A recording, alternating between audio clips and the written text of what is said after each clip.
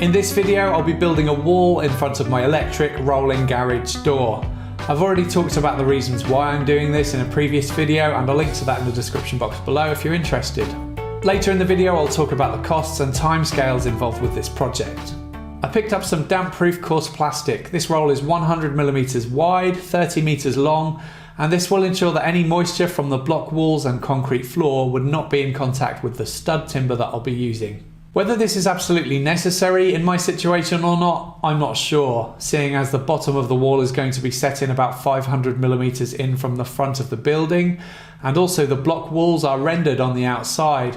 But damp-proof coarse plastic is cheap. The roll I got was £4, so it seemed worthwhile to install it just in case. First, I wanted to install timber to the floor, and I'm using 63 by 38mm CLS timber, also known as 2x3s, for the studding. I started using my combi drill on its hammer setting to drill into the concrete, but it soon became apparent that I'd need to use something a little more powerful for this. And also I really needed a longer masonry drill bit so that I wouldn't need to keep moving the timber out of the way to drill to the required depth. I managed to get the first screw in though, driven in with my impact driver, and I'm using torque screws which can be driven straight into concrete without any need for roll plugs. They seem to work really well. I then took a measurement between the timber and the wall so that I could pivot the timber on that screw to get the other end an equal distance from this line of worn paint on the floor, which you can barely see in this footage, but that happened to be perfectly in line with the wall, so I used that as my reference. I started to drill for another fixing and then remembered that Hikoki had sent me an SDS drill, which I hadn't yet used because this isn't the kind of work that I normally do. I didn't have any SDS bits though, so I popped out and bought a set. And that worked much better. It chewed through the concrete in no time.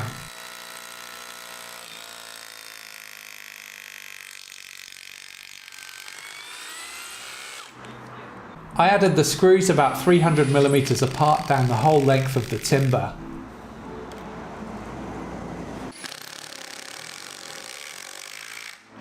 Next I wanted to install a header to the ceiling, and it'd need to be plumb with the one I'd already installed to the floor. This block pillar seemed fairly plumb when I offered up my spirit level, and I'd set my timber in about 15mm to allow for the thickness of the cladding that I'll be adding to the wall later.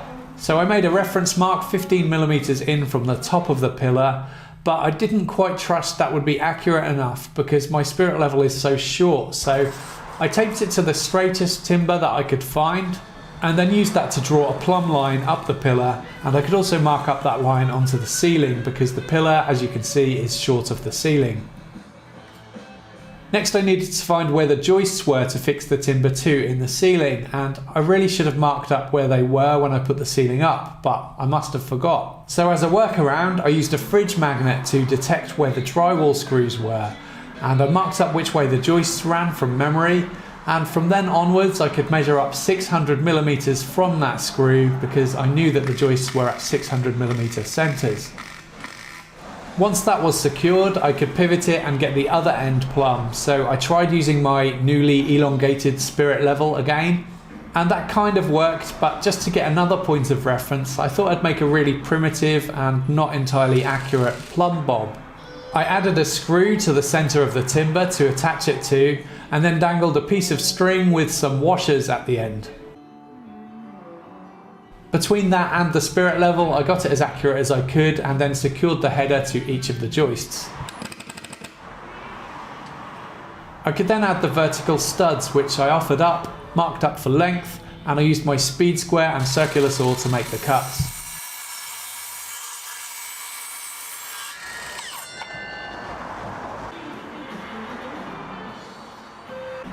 I got a nice tight fit, which is just what I wanted, and I could hit the timber in place, making sure that the edges were flush. That piece then got secured to the wall in a similar way to the concrete, although these blocks were much easier to drill into. This time I'd also need to use roll plugs for the screws to get a secure fixing. I almost forgot to add the damp-proof course.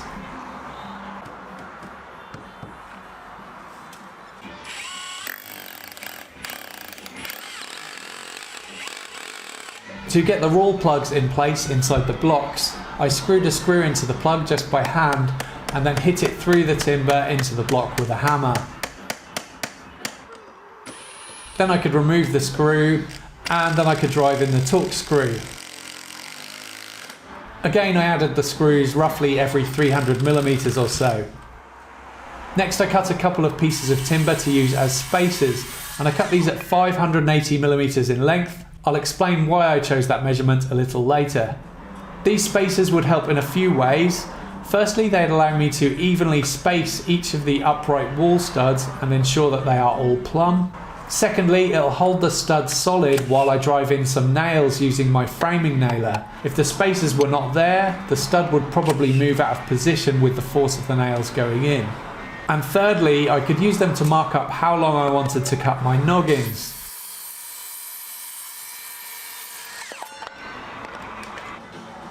I marked up where I wanted the noggins to be and added those with the framing nailer too.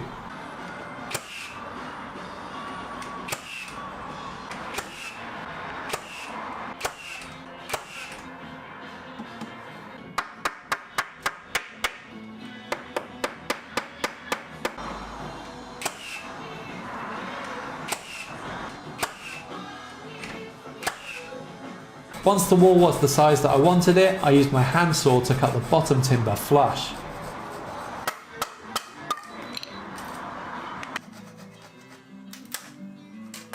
Next, I could start adding plasterboard to the front side of the wall, and I chose plasterboard here because it's much cheaper than sheet timber. Later, I'll be using MDF on the other face of the wall because that wall is going to have stuff mounted onto it, whereas this face of the wall is going to be used for timber storage, which will be shown in a future video. I secured the sheet in place with drywall screws, and my plumb bob came in useful again to help me position the screws into the studs. You may have spotted a gap in between the plasterboard sheets. Later on that will get patched up. If I were to build the wall again, I might have planned to do it slightly differently to avoid having to fill this gap. But I chose the spacings I did based on the dimensions of the insulation that I'll be adding to the wall, which is 50mm rock wool sound slab. This is the same stuff as I used in the ceiling. Each slab is 600mm by 1200mm, so I made the spacings in between the joists and noggins 20mm less than that, so that the insulation would be a tight friction fit with no gaps. Once the wall was fully insulated, I could add the MDF cladding to the inside face of the wall. I've got a bunch of different sheet materials, mostly salvaged OSB and plywood to use as cladding on the inside walls of my workshop, but I chose the MDF for this particular wall because it's dense, so it should help soundproof the wall a little better than the other sheets. After securing the MDF with a few screws, I could cut the sheet flush with the end of the wall using my handsaw. So up to this point, I'd got the wall put up, insulated and cladded in just under half a day. It was easy and quick to build, and I found it really enjoyable too, much more enjoyable and much quicker than putting up the ceiling, which was featured in a previous video. The following day, I needed to fit my PVC door, which I picked up secondhand a few weeks back, to the wall. And for that, I was very lucky to have some help from my uncle Kevin, who is a professional window and door fitter. This door was surprisingly heavy, so I was really pleased to have a second pair of hands, and I couldn't have asked for a better second pair of hands than someone who does this professionally and knows what they're doing, because I'm not sure how good it would have gone if I was on my own. He brought his suction lifter things with him so that we could lift the door into position. My uncle wasn't crazy about being on camera, by the way, so I only filmed a little bit of the action. First, he positioned the door onto some 6mm packers and positioned the door flush with the plasterboard. The top of the door was held in place with a clamp and a couple of scraps of wood so that it wouldn't tip over. We spent some time getting the door sitting plumb in both directions, and then we could secure the door frame to the wall with more torque screws.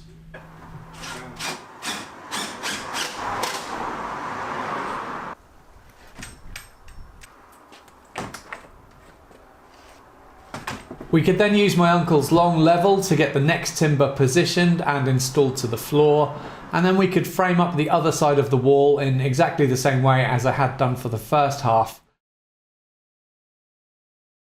We also added a top bracing piece above the door to secure the door too, And once the door was secured to the top timber and the two long sides, we could then cut away this aluminium part at the bottom because it was no longer needed, and getting rid of it will mean that I can easily wheel things in and out of the workshop whenever I need to.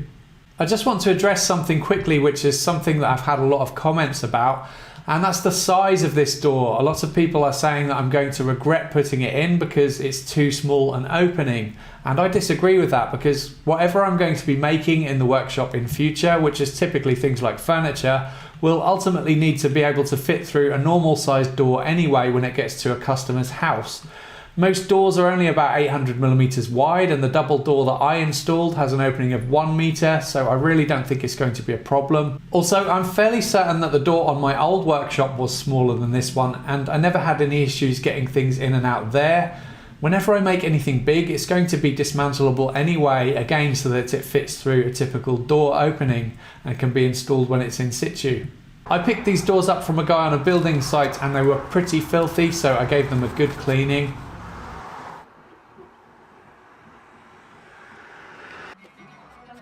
I used some all-purpose filler to fill the screw holes. I got this from my local pound shop and it works great. I also used the filler in conjunction with some joining tape to fill the gaps in between sheets.